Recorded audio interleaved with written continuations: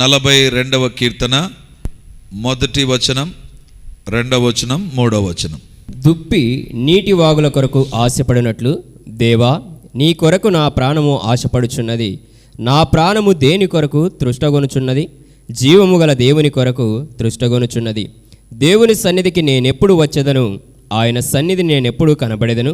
నీ దేవుడు ఏమాయనని వారు నిత్యము నాతో అనుచుండగా రాత్రింబగళ్ళు నా కన్నీళ్లు నాకు అన్నపానములాయను. మొదటి వచనాన్ని ఈరోజు మనం ధ్యానం చేద్దాం. దుప్పి నీటి వాగుల కొరకు ఆశపడునట్లు దేవా, నీ కొరకు నా ప్రాణము ఆశపడుచున్నది. దుప్పి నీటి వాగుల కొరకు ఆశపడునట్లు దేవా, నా ప్రాణము నీ కొరకు ఆశపడుచున్నది. దేవుని బిడ్డలారా, ఈ కీర్తన రాసినటువంటిది కోరహు కుమారులు ఈ యొక్క కీర్తన, ధ్యాన కీర్తన రాశారు. ఈ కోరహు కుమారులు ఎవరంటే, వీళ్ళు ఒక యాజకులు. రెండవదిగా వీళ్ళు దేవుని యొక్క సంఘంలో పాటలు పాడి దేవుని ఘనపరిచేవారు. ఎలా పాటలు పాడాలి దేవుని సన్నిధానంలో, అసలు పాటలు అవసరమా అనేటువంటి తలంపు కొంతమందికి ఉంటుంది. కొంతమంది ఇంకా గొప్ప వాళ్ళు ఉంటారు, పాటలు అయిపోయిన తర్వాత చర్చికి వద్దామని, ఎందుకంటే లైవ్ వస్తుంది కదా, పాటలు చూసుకొని పాటలు అయిన తర్వాత చర్చిలోనికి వస్తాం మనం కదా. అలా కాదు, దేవుని బిడలంగా కోరహు కుమారులు ఎలా దేవుని స్తుతించారంటే, బైబిల్లో మీరు గమనిస్తే దినవృత్తాంతంలో 2వ గ్రంథం 20వ అధ్యాయము 19వ వచనాన్ని మనం చదువుకుందాం. ఎలా పాటలు పాడి వీళ్ళు దేవుని స్తుతించేవారో. దినవృత్తాంతంలో 2వ గ్రంథం 20వ అధ్యాయము 19వ వచనం. కహాతీయుల సంతతి వారును కోరాహీల సంతతి వారునగు లేవీయులు నిలువబడి గొప్ప శబ్దంతో ఇజ్రాయేలుల దేవుడైన యెహోవాను స్తుతించిరి. ఎలా స్తుతించారంట? పాటలు ఎలా పాడాలంట? బైబిల్లో వ్రాయబడింది, నిలవబడి గొప్ప శబ్దముతో ఇశ్రాయేలుల దేవుడైన యెహోవాను స్తుతించిరి. బైబిల్లో ఏం చేశారంటే నిలబడి పాటలు పాడారా? కొంతమంది నిలబడి పాటలు పాడుతుంటే యవనస్తులు, కాళ్ళు బాగుండే వాళ్ళు కూడా కూర్చోంటారు. వాళ్ళు ఏమనుకుంటారంటే, ఎందుకు నిలబడాలి? నిలబడకపోతే ఏమవుతుంది? ఎందుకు నిలబెడతారు? దేవుని బిడ్డలారా, ఎవరైనా మీ ఇంటికి సడన్గా కలెక్టర్ వచ్చాడు అనుకో, కూర్చొని హలో కలెక్టర్ బాగున్నారంటారా? వెంటనే నిలబడతాం. ఎవరు చెప్పాల్సిన పని లేదు, నిలబడని చెప్పాల్సిన పని. ఎందుకంటే నిలబడడం అనేటువంటిది గౌరవానికి సంబంధించింది. గౌరవంతో నిలబడతాం మనం దేవుని సన్నిధానంలో. నిలబడి పాటలు పాడడం. నీకు ఒకవేళ నిలబడే శక్తి లేక కాళ్ళు దెబ్బతినిపోయింటే దాని విషయం నేను చెప్పడంలే. నువ్వు నిలబడి దేవుని స్తుతించే సమయంలో ఖచ్చితంగా నిలబడు. ఎందుకు తెలుసా? That is giving respect to the lord. దేవునికి నువ్వు గౌరవాన్ని ఇస్తున్నావు దేవుని బిడలారా. రెండవదిగా నిలబడి గొప్ప శబ్దముతో, పాట పాడినట్టుగా కాదు, లిప్ మూమెంట్ ఇచ్చినట్టుగా కాదు, ఏదో పెదవులు కనుపుతూ నీ పక్కవారికి కూడా శబ్దం వినపడనంత చిన్నగా పాడతావు కదా, అది పాట కాదు. అది పాట పాడడం లేదు. నువ్వు పాట వినిపడాలి. దేవుని బిడలారా, గొప్ప శబ్దముతో ఇశ్రాయేలీల దేవుడైన యెహోవాను స్తుతించిరి. ఎలా స్తుతించారంట? గొప్ప శబ్దముతో. పాట పాడేటువంటి వ్యక్తి ఎలా ఉండాలి అంటే, ఎందుకు గొప్ప శబ్దముతో అంటే, నేను ఇప్పుడు గట్టిగా మాట్లాడుతున్నానండి కదా, మాట్లాడుతున్నా, మీరు మౌనంగా ఉన్నారు. మీరు ఏదైనా ఎక్కడైనా ఆలోచనలు ఉంటారు, కానీ మాట్లాడే వ్యక్తి ఆలోచనలు ఉంటాడా? ఉండడు. కాన్సన్ట్రేషన్ అంతా ఉంటుంది. నువ్వు ఎప్పుడైతే గట్టిగా పాట పాడతావో దాని అర్థం ఏంటి తెలుసా? You are concentrating on that particular song. ఆ పాట పైన నువ్వు దృష్టి కలిగి ఉంటున్నావు, ఏకాగ్రత కలిగి ఉంటున్నావు. ఏదో అనుకోవడం లేదు. దాని నీ జీవితంలో స్వరమెత్తి దేవుని స్తుతిస్తుండగా your body and your mind is concentrating on that song. దేవుని బిడలారా, మౌనంగా ఉంటారు చూసారా, వాళ్ళ తలంపులు ఎక్కడికెక్కడికో వెళ్ళిపోతుంటాయి. గట్టిగా ప్రార్థన చేయడం, గట్టిగా పాటలు పాడడంలో ఉండేటువంటిది ఏంటంటే, you will have a concentration. ఏకాగ్రతను కలిగి ఉంటావు. ఏకీభవించడానికి వీలుగా ఉంటుంది, అర్థం చేసుకోవడానికి అర్థవంతంగా ఉంటుంది. కోరహు కుమారులు వాళ్ళు ఎలా పాట పాడేవారంటే, నిలబడేవారు, గొప్ప శబ్దముతో ఇశ్రాయేలుల దేవుడైన యెహోవాను స్తుతించిరి. They are acknowledging one thing. ఇదేదో పాట పాడమన్నారు కాబట్టి పాడడం కాదు, లేదా అందరూ పాడుతున్నారు కాబట్టి పాడడం కాదు. I'm giving glory to the Lord. దేవుని నేను స్తుతిస్తూ ఉన్నా. పాట ఎప్పటికీ అదే రకంగా పాడాలి. నువ్వు పాట పాడేటువంటి సమయాన్ని సద్వినియోగం చేసుకొని వాక్యానుసారంగా ఉండు. ఏ రకంగా ఉండాలి అంటే, నీ జీవితంలో నిలబడి గౌరవపూర్వకంగా గట్టిగా హృదయంతో దేవుని స్తుతించాలి. ఎవరికి పాట పాడాలి? నేను పాట పాడమన్నాను కాబట్టి, నంబర్ చెప్పారు కాబట్టి పాడొద్దు. దేవునికి పాట పాడాలి, దేవుని స్తుతించాలి. కోరవ కుమారుల యొక్క సింగింగ్ అంతా అదే రకం. కోరవ కుమారులే కాదు, ఈ లేవీలు కానీ, కహాతీయులు కానీ, ఈ మూడు గుంపులు దేవుని ఈ రకంగా స్తుతించేవారు. ఈ రోజు నుంచి పరిచర్యలో పాటల టైంకే వద్దాం. ప్రభువును స్తుతించడం దేవుని బిడ్డకు ఉండాల్సిన లక్షణం. దేవుని స్తుతిస్తూ ఉండగా దేవుని యొక్క సన్నిధి దిగి వస్తుందండి. నువ్వు దేవుని స్తుతించకపోతే you are hindrance to the presence of the Lord. దేవుని సన్నిధికి నువ్వు ఆటంకంగా ఉంటావు, అడ్డుబండగా ఉంటావు. నీవే ఒక దయ్యంలాగా మారిపోతావు. సారీ పదం వాడుతున్నందుకు. ఎందుకంటే పాట పాడే వ్యక్తి దేవుని స్తుతిస్తూ ఉండగా దేవుని సన్నిధి దిగి వస్తుంది. పాట పాడనటువంటి వ్యక్తి, దయ్యం పాట పాడదు. ఎందుకు తెలుసా? పాట పాడితే దేవుడు దిగి వస్తాడు. దయ్యానికి దేవునికి బైబిల్లో వ్రాయబడింది కదా, వెలుగునకు చీకటికి పొత్తే లేదు. వెలుగు ఉందా? చీకటి లేదు. చీకటి ఉందా? వెలుగు లేదు. ఇప్పుడు దేవుని స్తుతించే వ్యక్తి దేవుని గణపరుస్తూ ఉండగా దేవుని సన్నిధి దిగి వస్తుంది. ఎందుకు పాట పాడాలి? నీకు వచ్చు కాబట్టి పాడొద్దు, పాట బాగుంది కాబట్టి పాడొద్దు. దేవుని స్తుతిస్తూ పాట పాడాలి. కహాతీయులు, లేవీలు, కోరవ కుటుంబీకులు అందరూ కూడా ఈ రకంగా నిలబడి గొప్ప శబ్దముతో ఇశ్రాయేలీయుల దేవుడైన యెహోవాను స్తుతించిరి. వాళ్ళకు ఉండేటువంటి లక్షణం ఏంటంటే దేవుని స్తుతించేవాళ్ళు. ఈ యొక్క స్తుతించే గుంపే కాదు కానీ ఈ కోరహు కుమారులు పాటలు రాసేటువంటి వారు. ఈ 42వ కీర్తన వాళ్ళు రాసినటువంటిదే. ఎవరైనా ఒకరు రాస్తారండి పాట. కానీ 42వ కీర్తన కోరహు కుమారులు అందరూ కూర్చొని రాసినటువంటి కీర్తన అది. అందరూ కలిసి వాళ్ళు రాశారు. అందుకే వాళ్ళ కీర్తనలు చాలా లోతైన మర్మాలు కలిగినటువంటి కీర్తనలుగా ఉంటాయి. కూర్చొని ఏదో చేతికి నాకు రైటింగ్ వస్తుంది కాబట్టి, నాకు కొన్ని థాట్స్ ఉన్నాయి కాబట్టి, let me put it in the form of an song అనుకునేటువంటి గుంపు కాదు. అందుకే బైబిల్లో ఏమని ఉంటుందని 42వ కీర్తన పైన ఏముంది? ప్రధాన గాయకునికి కోరహు కుమారులు రచించినది దైవధ్యానం. ఏమంది? పాట మాత్రమే కాదు, ఏమంటది? దైవ ధ్యానం. ఆ పాట మీరు చదివితే, ఆ పాట మీరు పాడితే అందులో ఒక ధ్యానం ఉంది. నువ్వు ధ్యానించవచ్చు. It is not only a song but it is a meditation. You can have a meditation on that. దాని విషయాలను అనేక రకాలుగా, అనేక కోణాల్లో నువ్వు ఆలోచించవచ్చు. దేవుని బిడ్డలారా, అందుకే పాటను అర్థం చేసుకుంటూ మనం పాడుకోవాలి. ఓకే, ఈ 42వ కీర్తన ఎప్పుడు రాశారు వీళ్ళు అని మనం చూస్తే 3వ వచనం చూడండి. వాళ్ళు ఎప్పుడు రాశారో అక్కడ కనపడుతుంది. నీ దేవుడు ఏమాయనని వారు నిత్యము నాతో అనుచుండగా రాత్రింబగళ్ళు నా కన్నీళ్లు నాకు అన్నపానములాయను. ఒకవైపు వీళ్ళు దేవుని స్తుతిస్తూ, దేవుని పాటలు రాస్తూ, దేవుని బిడ్డలుగా ఉండగా బైబిల్లో వ్రాయబడినటువంటి మాట ఏంటంటే, దేవుని యొక్క వాక్యం చెబుతుంది, నీ దేవుడు ఏమాయనని వారు నిత్యము నాతో అనుచుండగా రాత్రింబగళ్ళు నా కన్నీళ్లు నాకు అన్నపానములాయను. వీళ్ళ పరిస్థితి ఏంటి తెలుసా? ఏదో ఒక సంఘటన జరిగిందండి వీళ్ళ జీవితంలో, వీళ్ళ కుటుంబంలో ఒక సంఘటన జరిగితే అందరూ వచ్చి, ఏమి నీ ఇంత పరిస్థితి నీ ఇంట్లో జరిగితే నీ దేవుడు ఏమైపోయాడు? నువ్వు చర్చికి పోతావు కదా, నువ్వు దేవుని దగ్గర పాటలు పాడతావు కదా, వాక్యాన్ని చదువుతావు కదా, పాటలు రాస్తావు కదా, ఓ కోరవ కుమారులా ఏంది మీ దేవుడు ఏమైపోయాడు ఈ పరిస్థితి జరుగుతుంటే అని ప్రశ్నిస్తే వాళ్ళ దగ్గర జవాబు లేదంట. అప్పుడు వాళ్ళు ఈ పాట రాసుకున్నారు, ఈ ధ్యానం రాసుకున్నారు. దేవుని బిడ్డలారా, వీళ్ళ జీవితంలో వీళ్ళ ఒక సమస్య ద్వారా కృంగిపోతూ ఉండగా, ప్రజలు వీళ్ళని ప్రశ్నిస్తుండగా ఏం చేశారు తెలుసా? చాలా సందర్భాల్లో ప్రజలు కొన్ని సందర్భాల్లో, ఏంటి దేవుడు ఇంకా చేయలేదే, దేవుడు ఎందుకు పట్టించుకోలేదు, దేవుడు ఎందుకు సహాయం చేయలేదు, దేవుడు ఇంకెప్పుడు ఇస్తాడు, దేవుడు మీ కుటుంబంలో జరుగుతుంటే దేవుడు ఎందుకు చూస్తూ ఊరుకున్నాడు అనేటువంటి ప్రశ్నలు అడిగినప్పుడు మన దగ్గర సమాధానం ఉండదు. కానీ ఎలా అలాంటి సిచ్యువేషన్స్ ఎదుర్కోవాలి తెలుసా? When people are questioning, when there is no answer with you, నీ దగ్గర సమాధానం లేదు కానీ ప్రజల దగ్గర మాత్రం ప్రశ్నలు చాలా ఉండగా ఏ రకంగా సిచ్యువేషన్ ఎదుర్కోవాలి తెలుసా? చూడండి 5వ వచనం. వాళ్ళు ఎలాగా ఎదుర్కొన్నారో మనం చూస్తాం. 5వ వచనం. నా ప్రాణమా, నీవు ఏల కృంగి ఉన్నావు, నాలో నీవేళ తొందరపడుచున్నావు.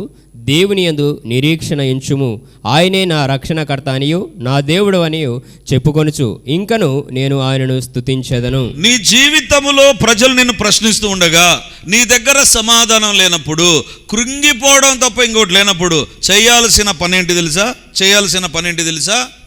ప్రార్థన మాత్రమే కాదు, you have to encourage your self. పర్వాలేదు, దేవుడు ఉన్నాడు. దేవుడు ఈ ప్రశ్నలు అడుగుతున్న వారిని చూస్తున్నారు, నా సిచ్యువేషన్ చూస్తున్నాడు, నా దేవుడు సహాయం చేస్తాడు. కృంగిపోకూడదు, నేను కృంగిపోకూడదు. You have to encourage yourself. నిన్ను డిస్కరేజ్ చేసే వాళ్ళే నీ చుట్టూ ఉండగా, ఒక్కరు నిన్ను ప్రోత్సహించేవారు లేనప్పుడు you have to encourage yourself. వీళ్ళు అంటున్నారు, నా ప్రాణమా నాలో నువ్వు ఎందుకు కృంగి ఉన్నావు? దేవుని బిడ్డలారా, this should be our nature. When everybody are questioning us, ప్రతి ఒక్కరు మనం ప్రశ్నిస్తుండగా, ప్రతి ఒక్కరు మన జీవితాల్లో తప్పులు వెతుకుతూ ఉండగా, let us have this attitude. ఈ స్వభావాన్ని మనం కలిగి ఉందాం. నా ప్రాణమా కృంగిపోవద్దు, దేవుని నమ్మికించు. వీళ్ళు ప్రశ్నిస్తున్నారు దేవుడు ఎందుకు ఈ రకంగా చేశాడని. ఆ పరిస్థితుల్లో నిన్ను నీవే బలపరుచుకో. లేదు, నా ప్రాణమా కృంగిపోవద్దు, దేవుని మీద నిరీక్షణ ఉంచుదాం, దేవుడు ఖచ్చితంగా చేస్తాడు. అందుకే ఒక వ్యక్తి ఈ రకంగా మాట్లాడుతున్నాడు, ఈరోజు బాగలేదు, రేపు అసలే బాగుండదు, మొన్నాడు నుంచి నీదే. ఈరోజు బాగలేదు, రేపు అసలే బాగుండదు, మొన్నాడు నుంచి నీదే. ఎందుకంటే you have to encourage your self. ఎప్పుడైతే ఆ యొక్క తలంపులోనికి వస్తావో, దేవా నువ్వు చేయగలవు ప్రభా, నేను నమ్ముతున్నాను ప్రభా, నా చుట్టూ ఎవరు నమ్మలేదా, నేను నమ్ముతున్నాను ప్రభా, నేను నమ్ముతున్నాను, నా ప్రాణమా కృంగిపోవద్దు. Let us have confidence in God. దేవుని బిడలారా, మన జీవితంలో ప్రతి ఛాలెంజ్ను, ప్రతి డిస్కరేజ్మెంట్ను ఇదే రకంగా ఎదుర్కోవాలి. కదిరి మీటింగ్స్ విషయంలో మొదటి నుంచి డిస్కరేజ్మెంట్ న్యూసే. బ్రదర్ ఎందుకు పెడుతున్నారు బ్రదర్, అక్కడ ఎవరు మీటింగ్స్ పెట్టరు, ఎవరు రారు, ఎందుకు పెడుతున్నారు, ఎందుకు పోతున్నారు? దేవుడు మనల్ని నడిపించే స్థలాలే అవే అండి. ఎవరు చర్చి పెట్టిన స్థలాల్లో మనం చర్చి, ఎవరు సేవకు వెళ్ళిన స్థలాల్లో మనం సేవ చేయడం, ఎవరు సేవ పెట్టనటువంటి స్థలాల్లోనికి మనం వెళ్ళడం. ఆ సందర్భంలో అనిపిస్తుంది, ఎందుకు పెడుతున్నాను, ఒకవేళ తప్పు చేస్తున్నానేమో, తొందరపడుతున్నానేమో. లేదు, దేవుడు నడిపించాడు కదా. అప్పుడు నేను చేసే పని ఏంటి తెలుసా? కృంగిపోకుండా, లేదు దేవుడు సహాయం చేస్తాడు, దేవుడు వాగ్దానం ఇచ్చాడు, వాడుకోలేదేమో, మనల్ని వాడుకుంటాడు కదా. దేవుడు ఒక భారం మనకి ఇచ్చాడు. Let us go with that. దేవుని బిడ్డలారా, you have to be a self encouraging person. నిన్ను నీవే ప్రోత్సహించుకొని బలపరుచుకునే వ్యక్తిగా ఉండు. ఎందుకు తెలుసా? ఎవ్వరు నిన్ను బలపరచలేనప్పుడు ఎవరున్నారు తెలుసా? నీవున్నావు, నీ దేవుడు ఉన్నారు, చాలు. ఎవరు లేరా? You have to encourage yourself. వీళ్ళు అంటున్నారు, ప్రాణమా నువ్వే కృంగిపోతున్నావు, నువ్వే బాధపడుతున్నావు, ప్రజలు ప్రశ్నిస్తుండగా. You have to encourage yourself. దేవుని బిడలారా, ఆ ఎంకరేజ్మెంట్లో వాళ్ళు రాసుకున్నటువంటి కీర్తనే, దైవ ధ్యానమే 42వ అధ్యాయం. వాళ్ళు పాటలు పాడి పాటలు రాసే వ్యక్తులే కాదు, వాళ్ళు కృంగిపోయినప్పుడు, లేదు దేవుడున్నాడు, సహాయం చేస్తాడు, దేవుడున్నాడు, బలపరుస్తాడు, దేవుడున్నాడు, ఖచ్చితంగా కార్యం చేస్తాడు, తొందరపడకూడదు. వాళ్ళు తొందరపడి ప్రశ్నించారు, నేను తొందరపడకూడదు, ఏదో ఒక మేలే ప్రభు చేస్తాడు నా జీవితంలో. ఎప్పుడైతే నీ దృష్టిని ప్రజల ప్రశ్నలపైకి, నీ స్థితిగతులపైకి ఉంచుకోకుండా ఎప్పుడైతే దేవుని వైపు తిరుగుతావో, you will have a best experience. నీ జీవితంలో ఒక శ్రేష్టమైన అనుభవం కూడా వెళతావు. ఆ అనుభవం ఏంటి తెలుసా? మొదటి వచనం, 42వ అధ్యాయం మొదటి వచనం. దుప్పి నీటి వాగుల కొరకు ఆశపడినట్లు దేవా నీ కొరకు నా ప్రాణము ఆశపడుచున్నది. దుప్పి నీటి వాగుల కొరకు ఆశపడినట్లు దేవా నీ కొరకు నా ప్రాణము ఆశపడుతున్నది. అక్కడ ప్రజలు ఎలా ఉన్నారు తెలుసా?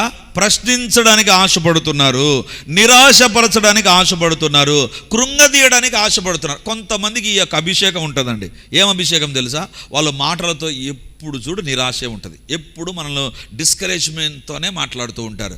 ఎప్పుడు కూడా మనల్ని, కొంతమందికి ఆ సాతాను అలాంటి లక్షణం ఇచ్చింటాడు. వాళ్ళ దగ్గరికి ఏదో ఒక తప్పు, ఏదో ఒక నిరాశ, ఏదో ఒక నిస్పృహ తప్ప ఇంకోటి ఉండదు. అలాంటి వారి దగ్గరికి నువ్వు వెళ్ళిన తర్వాత, నువ్వు వెళ్ళకూడదు అనుకుంటావు, కానీ వెళ్ళావనుకున్నావు, వెళ్ళాల్సిన పరిస్థితులు లేదా వాళ్ళే నీకే ఎదురవుతారు. కొన్ని సందర్భాల్లో వచ్చినప్పుడు వాళ్ళు చెప్పిన మాటలు అస్సలు పట్టించుకోవద్దు.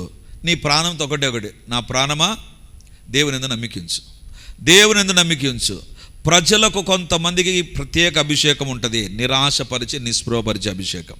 అలాంటి పరిస్థితుల్లో దేవుని యందు నమ్మిక ఉంచు. వీళ్ళు అంటున్నారు, నా ప్రాణమా నాలో నువ్వు ఎందుకు కృంగి ఉన్నావు అని చెప్పినటువంటి వీళ్ళు అంటున్నారు, దుప్పి నీటి వాగుల కొరకు ఆశపడినట్లు నా ప్రాణము నీ కొరకు ఆశపడుచున్నది. వీళ్ళు అంటున్నారు, ప్రాణము కృంగిపోయిన ప్రాణమే. అఫ్ కోర్స్ ప్రజల మాటలు, ప్రజల ప్రశ్నలకు నా దగ్గర సమాధానం లేదు, కృంగిపోవడం తప్ప నాకేం తెలియదు, కానీ నేను దేవుని కొరకు ఆశపడుతున్నాను అని రాయలేదు. వాళ్ళు ఏమంటున్నారు? దుప్పి నీటి వాగుల కొరకు ఆశపడినట్లు దేవా నీ కొరకు నా ప్రాణము ఆశపడుచున్నది. నాకు వచ్చిన ప్రశ్న ఏంటంటే, వీళ్ళు కృంగిపోయారు కదా, వీళ్ళు నిరాశ చెందారు కదా, వీళ్ళు ప్రశ్నలు ఎదుర్కొంటున్నారు కదా. దేవుని బిడ్డలారా, ఈ కృంగిపోయినప్పుడు, నిరాశ చెందినప్పుడు, నిస్పృహ చెందినప్పుడు వీళ్ళు అంటున్నారు, దేవా నా ప్రాణంతో నేను చెప్తాను, నా ప్రాణమా ఎందుకు కృంగి ఉన్నావు, కృంగిపోవద్దు అని ప్రాణాన్ని ఎంకరేజ్ చేసుకుంటారు.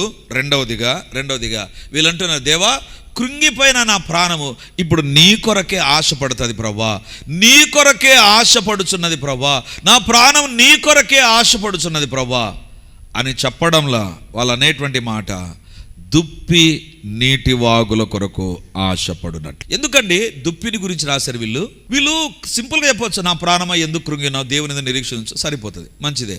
కానీ దుప్పిని గురించి ఎందుకు రాశారు? నేను రాత్రి వాక్యం నా దగ్గరికి ప్రభు తీసుకొని వచ్చిన తర్వాత ఇక్కడ నేను ఆగిపోయాను. వీళ్ళు తమ ఎంకరేజ్ చేసుకున్నారు కదా, దేవుని పైన ధ్యానం ఉంచుతుంటున్నారు కదా, దైవ ధ్యానంలోనికి వీళ్ళు వెళ్ళారు కదా, మళ్ళీ ఎందుకు సడన్గా వీళ్ళ దృష్టి దుప్పిపైకి వెళ్ళిపోయింది? ఈరోజు దుప్పిని గురించి కొన్ని ప్రాముఖ్యమైన విషయాలు ప్రభు మన దృష్టికి తీసుకురావాలని ఆశపడుతున్నాడు. దేవుని బిడ్డలారా, దేవుడు నానా విధాలుగా మాట్లాడతాడు. సామెతల గ్రంథంలో చీమల ద్వారా దేవుడు మాట్లాడతాడు, ఓకే, లేదా దానియేలు గ్రంథంలో సింహాల ద్వారా దేవుడు మాట్లాడతాడు, లేదా పేతురు దగ్గరికి వస్తే, పేతురు నీకు ఎవరు సందేశం ఇచ్చారు, కోడి సందేశం ఇచ్చింది. బిలాము నీతో ఎవరు మాట్లాడారు, గాడిద మాట్లాడింది. ఈరోజు ఒక దుప్పి ద్వారా దేవుడు నీతో మాట్లాడుతున్నాడు. ఒకవేళ కృంగిపోయి ఇక్కడికి వచ్చావేమో, నిరాశ ఇక్కడికి వచ్చామో, ప్రజలు నిన్ను ప్రశ్నిస్తున్నాగా జవాబులు లేక ఇక్కడికి వచ్చావేమో, God is talking to you through this dear. ఈ యొక్క దుప్పి ద్వారా దేవుడు నీతో మాట్లాడాలని కోరుతున్నాడు. దేవుని కొరకు నువ్వు ఆశపడే వ్యక్తివైతే, నీ ప్రాణము దేవుని వైపు మళ్ళీ ప్రాణం అయితే, ప్రశ్నల మధ్య నీ జీవితంలో దుప్పికున్నటువంటి లక్షణాలు నువ్వు కలిగి ఉండాలి. ఏంటి తెలుసా? చూడండి దుప్పికున్న లక్షణం ఏంటో, అదే అధ్యాయం 1వ వచనంలో చూద్దాం. దుప్పి నీటి వాగుల కొరకు ఆశపడినట్లు దేవా నీ కొరకు నా ప్రాణము ఆశపడుచున్నది. దుప్పి దేని కొరకు ఆశపడుతుందంట? నీటి కొరకు కాదు, నీటి వాగుల కొరకు ఆశపడుతుంది. నీటి వాగుల కొరకు ఆశపడుతుంది. అంటే ఈ దుప్పి చాలా వేగంగా వెళుతుందండి. మేము రాత్రి కదిరి నుంచి వచ్చేటప్పుడు లాస్ట్ డే, సో సడన్గా మా వెహికల్ను దుప్పి క్రాస్ చేసింది. చాలా ఎత్తుగా ఉంది, నాకంటే హైట్గా ఉంది, ఇంత వెడల్పుగా ఉంది. ఒకవేళ ముసలిదేమో మరి నాకు తెలియదు, నేను ఎప్పుడు చూడలేదు, డైరెక్ట్గా చూశాను నేను. దుప్పి చాలా, అది ఆ రాత్రుల్లో కూడా దానికి కొంచెం వేగం ఉందండి, నడుస్తుంది కానీ కొంచెం స్పీడ్ అనేటువంటి దాంట్లో నేను చూశాను. దుప్పికున్నటువంటి లక్షణం ఏంటంటే చాలా వేగంగా మూవ్ అయ్యేటువంటి యానిమల్ అది, చాలా వేగంగా. అంటే మామూలుగా మనం నడిచి వచ్చినా కూడా మనకు దప్పిక అవుతుంది. ఊరికే ఆటో దిగి ఆ నుంచి ఇటుకు వస్తేనే నీళ్ళు తాగి వస్తాం, ఎందుకు కొంచెం దూరం నడుస్తున్నా కానీ మనం డీహైడ్రేట్ అయిపోతాం కదా. దేవుని బిడలారా, దుప్పి వేగానికి గుర్తు. మరి ఈ దుప్పి అంట నాకు దాహం అవుతుంది కదని ఏది పడితే అది తాగదు. గుర్తుంచుకోండి, దుప్పి ఎప్పటికీ కూడా గుంతలో ఉన్న నీరు తాగదంట, ఎక్కడో స్టాగ్నేటెడ్గా ఉండేటువంటి వాటర్ దగ్గరికి వెళ్ళదు. దుప్పి నీటి వాగుల దగ్గరికే వెళ్తుంది. దొరికిందానంతా తాగేటువంటిది దుప్పి కాదు. అందుకే వ్రాయబడింది, దుప్పి నీటి కొరకు ఆశపడినట్లు రాలేదు, నీటి వాగుల కొరకు ఆశపడుతుంది. నీటి వాగుల కొరకు it always runs after a fresh water or flowing water. It will not at all sit in front of a stagnated water. ఎక్కడ ఆగిపోయిన గుంతలోనిది, కుంటలోనిది నీళ్లు తాగదు దుప్పి. అది తాగగలదు అక్కడ, కానీ తాగదు. దాంట్లో ఉన్న వేగానికి కారణం ఏంటి తెలుసా? It will be very careful in taking the things inside. తనలోనికి తీసుకునే వాటి విషయంలో దుప్పి చాలా జాగ్రత్తగా ఉంటుంది, చాలా జాగ్రత్తగా ఉంటుంది. ఇప్పుడు వీళ్ళు అనుకుంటున్నారు, దేవా మా జీవితంలో సమస్య వచ్చింది, మా జీవితాల్లో ప్రజలు ప్రశ్నిస్తున్నారు, మా జీవితాల్లో ప్రజలు మమ్మల్ని నిందిస్తున్నారు, కాబట్టి ఇప్పుడు ఏం చేయాలి? వాళ్ళని తిడదామా, వాళ్ళని ప్రశ్నిస్తామా? నాతో నీకేం పని, నేను ఎట్లయినా ఉంటా, నేను వాళ్ళని ఎదురు ప్రశ్న వేయచ్చు, నేను అలా ఏదంటే అది చెయ్యను ప్రభా, ఏదంటే అది చెయ్యను ప్రభా. దుప్పి ఏ రకంగా నీళ్ళ కోసం ఎక్కడైనా ఎదురు చూడగలదు, కానీ వాగు దగ్గర ఉండే నీళ్ళే అది తాగుతుంది, వాగు దగ్గర ఉండేటువంటి నీళ్ళే తాగుతుంది. దేవుని బిడ్డలారా, వీళ్ళ జీవితంలో వీళ్ళు నేర్చుకున్నటువంటి పాఠం ఏంటంటే, deer will never drink a muddy water. ఎక్కడ బురదతో కలిసినటువంటి నీటిని అది తాగదు, ప్రవాహము దగ్గర ఉన్న నీటిని అది తాగుతుంది. It will always run after the Brooks. ఆ యొక్క నీటి ఊటల దగ్గర, నీటి కాలువల దగ్గరికి అది వెళ్ళేటువంటిదిగా అది ఉంటుందండి. దేవుని బిడలారా, గుంతలు తేలికగా అందుబాటులో ఉంటాయి, స్టాగ్నేటెడ్ వాటర్ అవైలబుల్గా ఉంటుంది, ఎదురుగానే దొరుకుతుంది, కానీ it will always runs after the source from where the water is coming. ఎక్కడి నుంచి నీళ్ళు ప్రవహిస్తూ ఉంటాయో ఆ నీళ్ళ దగ్గరికి వెళ్తుంది. నాకు అనిపించింది, వీళ్ళు దేవునిలో బలపరచబడ్డం దేన్ని బట్టి తెలుసా? మొదటి పాయింట్ చెప్తున్నాను, they will not run after a temporary things. అక్కడికి అప్పుడు అందుబాటులో ఉన్న దానిపైన ఆధారపడరు వీళ్ళు. అక్కడికి అప్పటికి అందుబాటులో ఉన్నటువంటి నీటిని ఆ దుప్పి తాగదు. ఆ దుప్పి ఎప్పటికీ కూడా ప్రవహించేటువంటి నీటి దగ్గరికి వెళ్తుంది, అక్కడికి పోయి తాగుతుంది. దేవుని బిడలారా, ఈరోజు దేవుడు మనతో మాట్లాడుతుంటారా, నీ జీవితంలో దేవుని వైపు చూడకుండా చాలా ఆల్టర్నేటివ్స్ ఉంటాయి నీ దగ్గర. ఆల్టర్నేటివ్స్ చాలా ఉంటాయి, ప్రత్యామ్నాయం చాలా ఉంటాయి. ప్రార్థన చేయకుండా, బైబిల్ చదవకుండా, వాక్యం చదవకుండా వేరొకటి చాలా ఉంటాయండి, చాలా ఉంటాయి. నీ అవసరతల మధ్య, నీ ప్రశ్నల మధ్య, నీ సవాళ్ళ మధ్య నీవు వేరొక దాని వైపు తిరిగేటి చాలా ఉంటాయి. చాలా దగ్గరలో ఉంటాయి. ఎప్పుడైతే దగ్గర ఉన్నవి మంచివి అనుకొని తొందరపడ్డావా, అయిపోతుంది నీ జీవితంలో. Temporary things will give you temporary satisfaction. But వీళ్ళు అంటున్నారు, దేవా మా జీవితంలో దుప్పి నీటి వాగుల కొరకు ఆశపడినట్లు ఈ కష్టాల మధ్య టెంపరరీగా మేము వాళ్ళకు దూరం అయిపోదాం, లేదా వాళ్ళకు ప్రశ్నిస్తాం, వాళ్ళతో కొట్లాడితే ఇంకొకసారి మాట్లాడరు కదా, దెబ్బకు దెబ్బ అనేటువంటి అది లేదు వీళ్ళ దగ్గర. They are not looking at the temporary solution, they are looking at God. దేవా నిన్ను బట్టి మేము ఆశీర్వదించబడతాం ప్రభా, నిన్ను బట్టి మేము దీవించబడతాం ప్రభా, మా జీవితాలు నిన్ను బట్టి ప్రభా. దేవుని బిడలారా, ఈరోజు నీ జీవితంలో టెంపరరీగా ఉండే వాటిని చూస్తున్నావా? జాగ్రత్త. నీ శోధనలు ఉంటాయి, నీ కష్టాలు ఉంటాయి, నీ వేదనలు ఉంటాయి. ఇప్పుడు ఏం చెయ్యాలి అని తొందరగా ఒక సొల్యూషన్ కోసం చూస్తున్నావా? లేదా మొట్టమొదటిగా దేవుని పాదాల పైన పడి, దేవా నువ్వు ఉండగా నేను భయపడను ప్రభా, నువ్వు సహాయం చేయి ప్రభా, నువ్వు నన్ను దీవించు ప్రభా అని ఆయన వైపు తిరిగేటువంటి వ్యక్తివైతే నీ జీవితంలో ఆశీర్వదించబడతావు, నీ జీవితంలో దీవించబడతావు. దేవుని బిడలారా, యోసేపు జీవితాన్ని మీరు చూడండి. యోసేపును దేవుడు చిన్నప్పుడే ఒక కళ ఇచ్చాడు. ఏంటి ఆ కళ తెలుసా? నీవు పరిపాలించే వ్యక్తిగా ఉంటావు, నీ తల్లిదండ్రులు సాగిలపడతారు, దేశం నీకు సాగిలపడుతుంది. దేవుడు అద్భుతంగా ఇచ్చాడండి. కానీ అది నెరవేరడానికి వెంటనే నెరవేరలే. అతని జీవితంలో దేవుని యొక్క చిత్తములో ఉన్నటువంటి ఆశీర్వాదాలు పొందుకోవడానికి వెంటనే అతని జీవితంలో అతను ముందుకు సాగలేదు. ఒక ఉదాహరణ చెప్తాను. యోసేపు జీవితంలో యోసేపు పోతీఫర్ ఇంట్లో ఉన్నాడండి. పోతీఫర్ ఇంట్లో ఉంటే యోసేపును ఒక స్త్రీ చూస్తూ ఉంది. జ్ఞాపకం ఉంచుకోండి, when everything is fine, devil is not at all taking rest. నువ్వు ఎప్పటికైనా గుర్తుంచుకో, అన్నీ బాగున్నాయి అనుకుంటున్నావా, ఎక్కడో సాతాను స్కెచ్ చేసి ఉంటాడు. నేను ఎప్పుడు అంటాను, నక్సలైట్లు అసలు ఏమి చేయడం లేదంటేనే గవర్నమెంట్కి చాలా టెన్షన్ ఉంటుంది. వాళ్ళు ఏం స్కెచ్ వేస్తున్నారో, ఎక్కడ ఉంటారో ఎప్పటికీ ఒక దృష్టి వాళ్ళపైన పెట్టింటుంది గవర్నమెంట్. నీవు కూడా నీ జీవితంలో అబ్బా అన్నీ బాగున్నాయి, ఇప్పుడు జీతం వచ్చేసింది, అప్పులు పోయినాయి, పిల్లలు సెటిల్ అయిపోయినారు, ఇంకంతా బాగుంది అనుకోకు. ఎక్కడో ఉంటాడు సాతాను, చూస్తూ ఉంటాడు. యోసేపు పోతీఫర్ ఇంట్లో ఉన్నప్పుడు యోసేపు అనుకున్నాడు, అబ్బా గుంటలో నుంచి బయటకు వచ్చేసా, బానిసత్వంలోంచి బయటకు వచ్చేసా, ఇప్పుడు పోతీఫర్ ఇంటిలోనికి వచ్చేసా, నేను ఇప్పుడు ఇంట్లో ఉన్నా. అది కూడా ఏంటి, ఐగుప్తుని ఏలేటువంటి పోతీఫర్ ఇంటిలో నేను ఉంటున్నా, ఇంటిలో ఏం పర్వాలేదు. అక్కడికి వచ్చాడు సాతాను. అక్కడికి వచ్చి సాతాను అంటున్నాడు యోసేపుతో, పోతీఫర్ భార్య అంటుంది, రా పాపం చేద్దాం, ఎవ్వరు లేరు, నా భర్త లేడు, పాపం చేద్దాం. దేవుని బిడలారా, ఇప్పుడు యోసేపు దగ్గర ఒకటి ఉంది. దేవుడు ఒక దర్శనం ఇచ్చి ఆ దర్శనంతో నేను ముందుకు సాగుతున్నాను, ఆ దర్శనం వైపు వెళ్ళాలనా, లేకపోతే ఇప్పుడు నా ఎదుట సులువుగా ఒక పాపం చేయడానికి ఎవరు లేరు, 4 గోడల మధ్య నేను ఆమె తప్ప ఎవరు లేరు. So can I do this? ఒకటి, దేవుని యొక్క ప్రణాళికలో గుంట ఉంటుంది, ఆ తర్వాత అమ్మబడ్డం, ఒక ప్రాసెస్ ఉంది. దానికి బదులుగా మధ్యలో ఒక షార్ట్ కట్ కూడా ఉంటుంది. ఏది?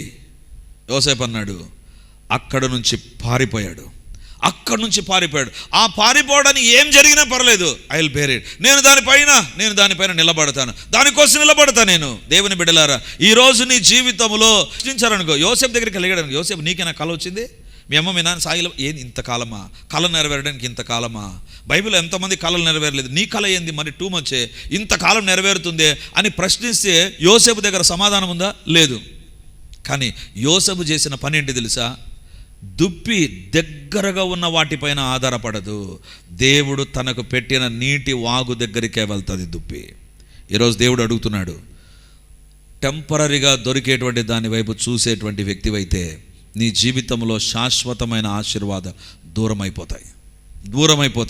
దేవుని బిడ్డలారా, ఈరోజు దేవుడు మనతో మాట్లాడుతున్నాడు. బైబిల్లో ఎవరినైనా మీరు చూడండి, వారి జీవితంలో టెంపరరీగా ఉండే వాటిని ఆశ్రయించి దెబ్బతిన్నారు, టెంపరీ వాటి వైపు చూడకుండా అప్పటికప్పటికి ఏదో ఒకటి దొరుకుతుంది, ఏదో ఒకటి చేయగలం. నీ ఇంటి విషయంలో ఏదో ఒకటి చేయాలి. తొందరగా దేవుని పైన ఆధారపడడం ఏంటి, ప్రార్థన చేయడం ఏంటి, ఏదో ఒకటి చేయాలి కదా. తొందరపాటు నిర్ణయాలు, తొందరపాటు విషయాలు, తొందరపాటు ముందడుగు, it is always going to create a permanent problem.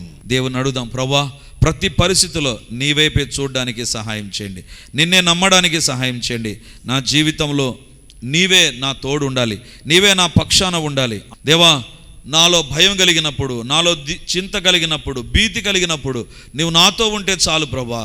నీవు నా తోడు ఉంటే భయమేలా నా యేసయ్య. నా శరీరానికి ఆశ నీవే, నా జీవితంలో ఆశ నీవే ప్రభా. నీవే నా ఆశ, నీవు తప్ప వేరొక ఆశ నాకు లేదయ్యా. ఏది దేని నమ్మినా ఎవరు నమ్మినా అది తాత్కాలికమే, కానీ నిన్ను నమ్మితే, నీ పైన ఆశ పెట్టుకుంటే నువ్వు ఎప్పటికైనా నెరవేరుస్తావు.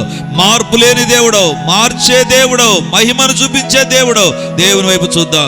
ఒకవేళ నీ జీవితంలో మేలు కోసం దగ్గర ఏదో సులువుగా ఏదో చేస్తే, ఏదో ఆచారం, ఏదో సాంప్రదాయం, ఏదో ఒకటి చేస్తే బాగుపడతానని ఏదైనా ప్రయత్నం, ఏదో షార్ట్ కట్స్లో నువ్వు ఆశీర్వాదాల కోసం వెతికేవేమో, ఈరోజు దేవుడు అడుగుతున్నాడు. దాని విషయంలో క్షమాపణ కోరు, దేవుని వైపు చూద్దాం. దేవుని దగ్గర ప్రతి విషయంలో వేగంగా దేవుని దగ్గరకు వచ్చి, దేవా ఇది నా సమస్య, నా కార్యాలు ఇలాగ నష్టపోతున్నాను ప్రభా అని దేవుని వైపు రాకుండా దేని వైపు వెళుతున్నావో నీకు తెలుసు. నీ జీవితంలో దుప్పి నీటి వాగుల కొరకు ఆశపడినట్లు ఆశపడే వ్యక్తిగా నువ్వు ఉండాలి. లోకంలో తిరిగేటువంటి తాత్కాలికమైన వాటిని వైపు కాక జీవ జలముల ఊటను ఆయనను కలిగి ఉండు. తొట్లను కాదు నువ్వు కలిగి ఉండాల్సింది. నీ జీవితంలో దేవుని వైపు పరిగెత్తు. దుప్పి వాగు దగ్గరికే పరిగెత్తది. ప్రతి సమయంలో, ప్రతి పరిస్థితిలో, ప్రతి దాని కొరకు దేవుని దగ్గర పరిగెత్తే మోసలాగుందాం. దేవా నీ సన్నిధి నాకు కావాలి. ప్రవహించే నీటినే కోరుకుంటదే కానీ పాత నీటిని కోరుకోదు. నీ జీవితంలో కూడా గతంలో ఈ రకంగా చేశాడు, గతంలో వాళ్ళు చేశారు, వాళ్ళను వీళ్ళను కాదు. దేవుడు నీ జీవితంలో నూతనమైన కార్యం చేస్తాడు. దాని విషయం నువ్వు ఆలోచించు. దేవుడు నీ ప్రాణాన్ని తాకుతాడు. పైన తాకే దేవుడే కాదు, నీ శరీరాన్ని బాహ్యంగా కనబడేటువంటి పరిస్థితులే కాదు. God will touch from inside to out side. దేవుడు నీలో నుంచి నీ బయటి వరకు తన కార్యాలు చేసే దేవుడు ఆయన వైపు చూద్దాం. మా ప్రాణమును మేము లేవనెత్తుకొట్టు దేవుని ఎదుట ప్రార్థన చేసేటువంటి కోరో కుమారులాగా ఉందుముగాక, దావీదులాగా ఉందుముగాక, మోషేలాగా ఉందుముగాక. మా జీవితాల్లో కొత్త ద్రాక్ష రసాన్ని పాత తిత్తుల్లో పోసేటువంటి వ్యక్తులుగా ఉండకుండా ఉందుముగాక. మా జీవితాల్లో గతపు పాపపు అనుభవాలు, పాప వ్యక్తులు, పాప లక్షణాలు, పాప స్థితిగతులు మా జీవితంలోనికి వచ్చి ఉంటేనైనా ఇప్పుడే అవి తొలగిపోవును గాక. యేసు నామమందు తొలగిపోవును గాక. యేసు నామమందు అవి తొలగిపోవును గాక. యేసు నామమందు అవి తొలగిపోవును గాక. అలవాట్లు, లేకపోతే లోక సంబంధమైనటువంటి ఆచారాలు, సాంప్రదాయాలు, పద్ధతులు, నిరాశ, నిస్పృహ, కృంగిపోయి ప్రార్థన చేయకుండా బైబిల్ దూరం అయిపోయి చర్చికి ఇష్టపూర్వకంగా రాక బలవంతం మీదుగా వచ్చే తప్పులు పనులు ఎవరు చేసి ఇక్కడికి వచ్చినా మీ రక్తమే కడుగును గాక. ఆయన మీరే దర్శించుమని తండ్రి, మా జీవితాల్లో, మా కుటుంబాల్లో ఆశీర్వదించబడిన వ్యక్తులుగా, దీవించబడేటువంటి వ్యక్తులుగా, స్థిరపరచబడి వర్ధిల్లేటువంటి వ్యక్తులుగా మేము, మా కుటుంబాలు, మా పరిచయం ఉంటున్నట్లుగా మీరే మా యొక్క ఆశ. ఈ వాక్యం వింటున్న ప్రతి ఒక్కరిలో, ప్రార్థన చేస్తున్న ప్రతి ఒక్కరిలో, ఏకీవిస్తున్న ప్రతి ఒక్కరిలో మీ ఆత్మ కార్యాలు ఎన్ని జరగాలో అన్ని జరిగించి మహిమను పొందుమని యేసు నామమందు ప్రార్థించి అడిగి పొంది ఉంటున్నాము తండ్రి. ఆమేన్. ఆమేన్.